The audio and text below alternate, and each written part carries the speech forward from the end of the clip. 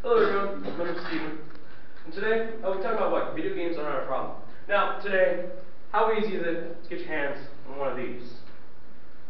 For anyone, it's a cell phone.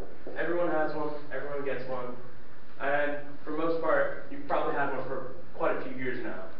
With technology advancements and everything nowadays, video games are also coming to your own phones and immersing children, yourself, and anyone else that could be possibly around you into it. I'm going to start you off with a quote. My students pointed out that immersion involves both emotional and imaginative components, but they also said an important part of immersion for them was that it generated a sense of escapism and freedom from reality. Stephanie Lynn said that she's an associate professor at Queen's University, Ontario. She focuses with game design. Today we will talk about immersive fallacy, what players actually know, and what the rating system means. Immersive fallacy. This is a quote from Kate Saline and Eric Zimmerman from their book Rules of Play. It's a game designer fundamentals workbook that college students would actually read from to learn how to, their 101 book for their video game design. That is, the idea that players believe their gaming reality is so complete that the player truly believes that he or she is part of this imaginary world. They tell you that this is false. That's what immersive fallacy is, though. It's about trying to interpret the person who's playing the game, who's working with what they do, into the world that you have created. And that's what people get so much joy and thrill out of when they're playing a game. There's cinematic scenes that drain you in, that create that dramatic effect that people want to follow, that people want to see.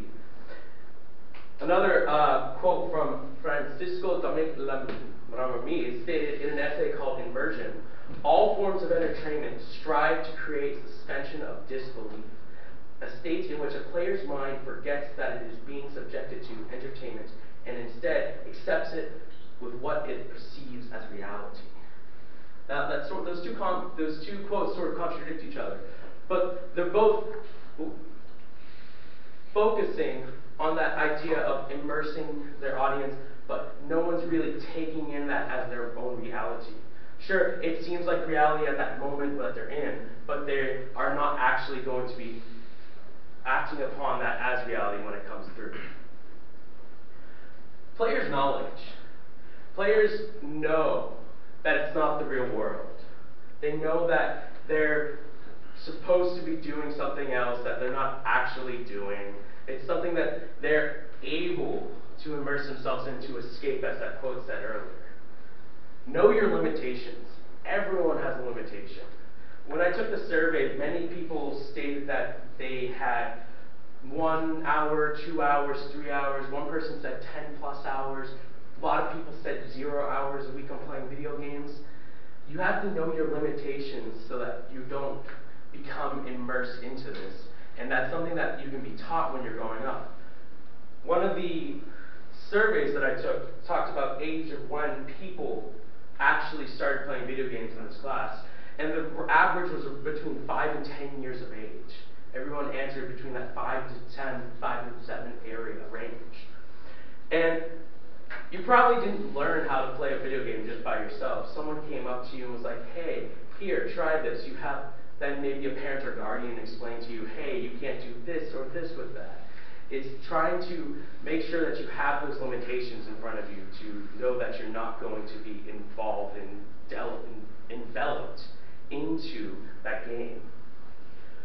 Whenever I asked if you were influenced by video games at all when you were growing up, I had 8 no's, 4's I'm not sure's and I don't know. 1 said yes to imitate a sport. 1 said yes in some childhood events possibly that happened. And then yes, and also affected school slightly. It seemed, whenever I read that it affected school slightly, it seemed like it impacted their work a little. So it might have been just not having that limitation that held them back a little bit, that they could focus on that schoolwork and not have them become expelled into like their freedom of escapism. This is also another quote. It's all about the game. something gamers love to think about. It's always about the game. No matter what you do in it, what you're part of in it, it's always about that. Nothing else is all around, out in the world around it. It's just about that moment in the game that's going to show up and to make you feel alive and have you follow through with that. And it's actually from a YouTube series called Video Game High School, which actually shows the world as if video games were like Friday Night Lights. The ESRB, the rating system, the Entertainment Sophomore Rating Board. This is the area of actually people who rate the video games for different age groups and all that. And they are only suggesting age. They don't actually have, these are only suggestions. People pick up a game sometimes, like Lego Star Wars, and you might think, oh, it's Lego. Yeah, it's cool for kids and it's rated E and F, but it still tells you that PG-13 story of Star Wars, where there's political and fighting and all this weird stuff that's shown in a kid childhood-friendly way. But it depends on how you take that in as a person and how you can react upon that to become what you can do. It also highlights, the ESRB also highlights the interactive elements of a game, like in-game purchases. Not everything is always free, and not everything is going to come without a price. They also know what is actually in the game. This involves with gore, drugs, alcohol, tobacco, etc., etc. The list goes on and on. And it tells you what this game is actually about. Different ratings for you all to know. Everyone is the most common one that everyone can be a part of. Content is generally suitable for all ages, may contain minimal cartoon, fantasy, or mild violence, and or infrequent use of mild language. That's for E for everyone. It already uses mild language. People at a young age hear mild language. Everyone just has to accept things sometimes as they come. Teen, which is another common one. Its content is generally suitable for ages 13 and up, like a PG-13 movie. Violence suggests themes, crude humor, minimum blood, simulation gaming, and use of strong language. Now, mature, its content is usually general for ages 17 and up. It may contain instant violence, blood, gore, sexual content, and other strong language. See, those jumps seem to be drastic between the different ratings of the system. But yet, there are different types of games that come out as different. Now, I'm going to leave you with this quote. We wouldn't be slaying dragons or embarking on a grand quest without our comrades. We'd simply just be sitting in our rooms, tapping on our keyboards and clicking mice. Don't forget, it's called fantasy for a reason. From Celine and Zimmerman again.